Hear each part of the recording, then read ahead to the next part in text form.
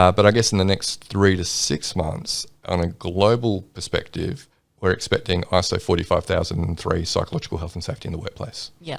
Yeah. So this will be the first internationally agreed standard on how do we manage the risk of psychological health and safety or psychological injury prevention. Very much draws upon the key standards from around the world, like the management standard from the UK, the national standard of Canada, the Safe Work Australia guidelines as well. So some of the key ones and the countries that have been leading the way in this space. But what's really exciting for me, Joelle, is that it fits under ISO 45001, which is the ISO standard for occupational health and safety management systems. Yeah, and I'm certain that that's been done very deliberately. Yes. But what this does, so ISO 45003 will become a child of the ISO 45001 standard. So basically it's dealing with how do you deal with this directly, this particular issue in relation to health and safety. Yeah, and I think that what that also does is because it follows that same structure of the rest of the 45,000 series, where I was talking earlier about actually integrating those mental health risk management approaches into your safety management system, the way that the ISO standard is structured really will facilitate that. Yeah, absolutely. But what this really does signal is that workplace mental health is no longer just a HR issue, okay?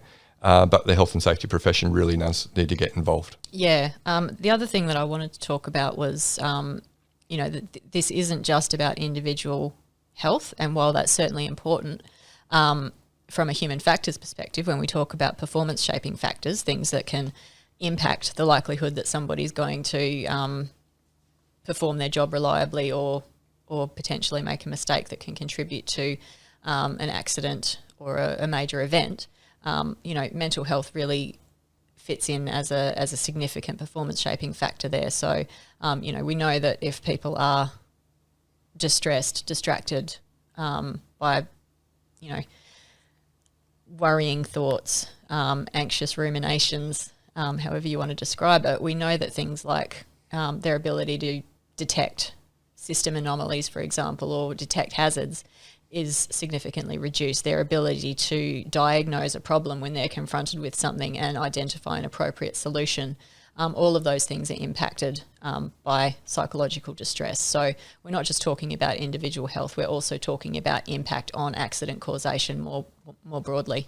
Yeah, absolutely. And it's not just the psychological injury claims as well, but we know that if you are experiencing high levels of stress or distress, then things like musculoskeletal issues can become a problem as well. Yeah, cardiovascular, all sorts of things. Yep. Yeah. So, so really interesting. And I'm not going to talk too much about ISO 45003 today because we're going to have some experts from the UK, Canada and Australia on in the first couple of weeks of the pod. So we'll hear much more from the horse's mouth in relation.